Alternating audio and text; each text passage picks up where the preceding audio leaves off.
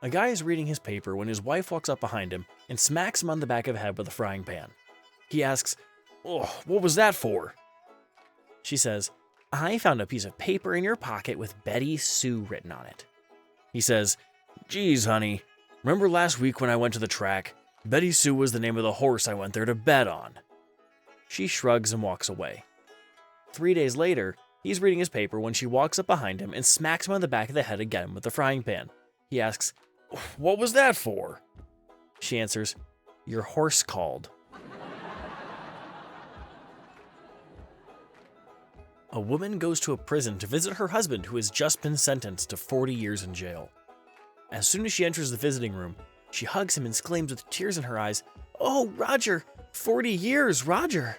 And the husband replies, "Well, my love, what are you going to do?" "Oh, Roger, I spoke to the judge handling your case." "And what did he say, my love?" "He told me that for every time I make love with him, he'll reduce your prison sentence by 1 year." "What? That miserable bastard. And what did you say to that son of a bitch?" "Oh, Roger, we'll talk about it at home. Pick up your stuff. Let's go." A blonde girl was going on her first date and her grandmother gave her some advice. "The boy may try to kiss you. It will feel good, but don't do it. He may try to go up your skirt, but don't let him. He may try to take your clothes off, but don't do it. He may try to get on top of you, but don't do it. If you do any of these things, you will disgrace your family." The girl said she understood and went on her date.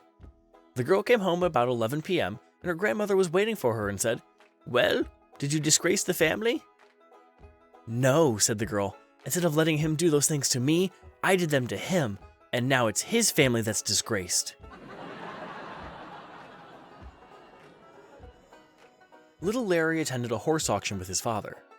He watched as his father moved from horse to horse, running his hands up and down the horse's legs and rump and chest. After a few minutes, Larry asked, "Dad, why are you doing that?" His father replied, "Because when I'm buying horses, I have to make sure that they are healthy and in good shape before I buy." Larry, looking worried, said, "Dad, I think the milkman wants to buy Mom."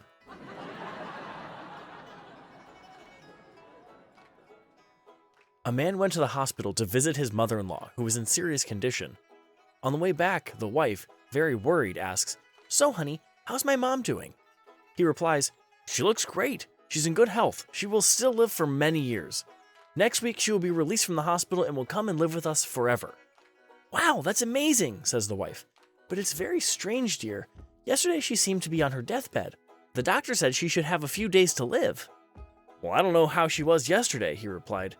"But today, when I arrived at the hospital, the doctor told me that we should prepare for the worst."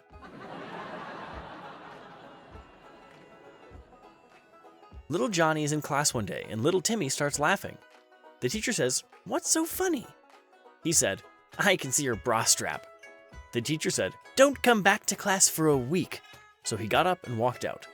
A few minutes later, little Billy starts laughing, and she asks, "What's funny now?" Little Billy said, "I can see both your bra straps." The teacher says, "Get out of my classroom for a month." So little Billy got pissed and he walked out and slammed the door. This scared the teacher and she dropped the chalk. She picked it up, and when she stood back up, she sees little Johnny walking out of the classroom. She asked, "Where do you think you're going?"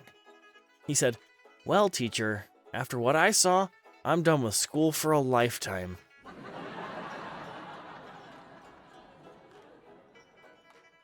There are two 9-story buildings neighboring each other. One neighbor yells to the other neighbor of the opposite building, "Hey, Michael, when is your birthday?" One neighbor yells to the other. "May, why do you ask, Alex?"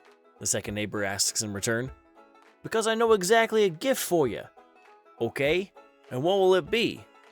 "Since we can see everything every time your wife blows you, I'd be more than happy to provide you with some window curtains." "Fine, and when is your birthday?" The second neighbor asked to the neighbor's first question. "July. Why do you ask, Michael?" "It seems to me I found a perfect gift for you as well." "And what will it be?" "Binoculars, of course. That way you can finally be able to recognize whose wife that woman is."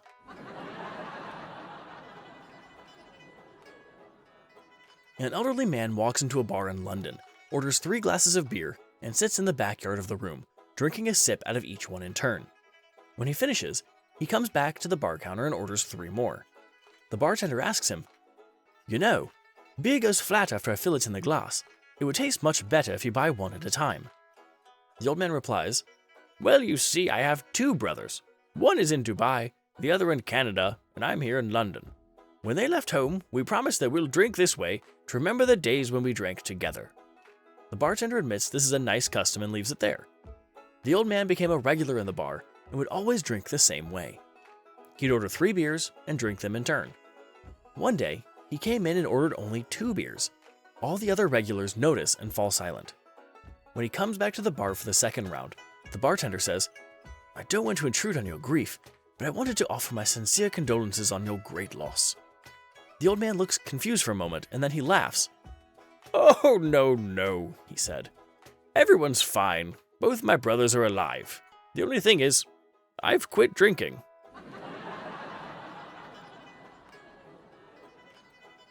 A wife asked her husband to drop her off at a friend's house, where a wedding reception was taking place. He responded that he would be too busy throughout the day in the office and gave her some money to take a taxi. The wife took a taxi to the wedding reception. There, she met a fine girl and they got talking to each other. Soon they became friends. In the evening, when everyone was leaving, the girl asked the woman how she was going home. She replied that her husband was too busy in the office to pick her up, so she would use a taxi. The girl responded, "My boyfriend brought me here and will be coming to pick me up. I just spoke to him on the phone and he's on his way. Why don't you join me in his car and we will drop you at your house?" The woman agreed. A few minutes later, her husband's car arrived.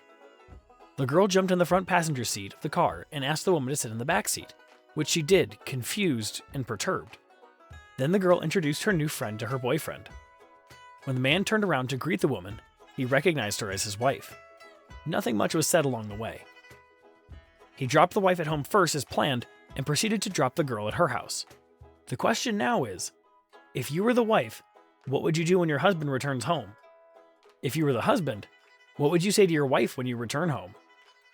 What would you do if you were the wife? An elderly patient in a mental hospital was being reviewed for possible release. When asked what he would do if released, he replied, "I'm going to make a slingshot and come back here and break every damn window in this place." Obviously, his release was denied. This happened again and again.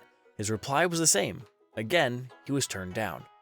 Several months later, he was complaining to a fellow patient that he could never seem to get released. The elderly patient asked him what he said when they interviewed him, and he told him. The elderly patient said, "You'll never get released with answers like that. You'll have to tell them what they want to hear. Let me give you some advice on how to answer them when they ask you questions." So after considerable coaching, the man felt that he was ready. So when the board met again, they asked him what he would do if they let him out, but this time he was ready. He said, "I'm going to get a job, find an apartment, and settle down." "Good," they said. "And then what?" He said, "I want to meet a nice girl and start dating." They agreed he was making real progress and asked, "And then what?" "One night, when we are alone in my apartment, I'm going to make passionate love to my girlfriend. I'm going to take her dress off, and then take her bra off and lie her down on the bed." "Yes," they said excitedly.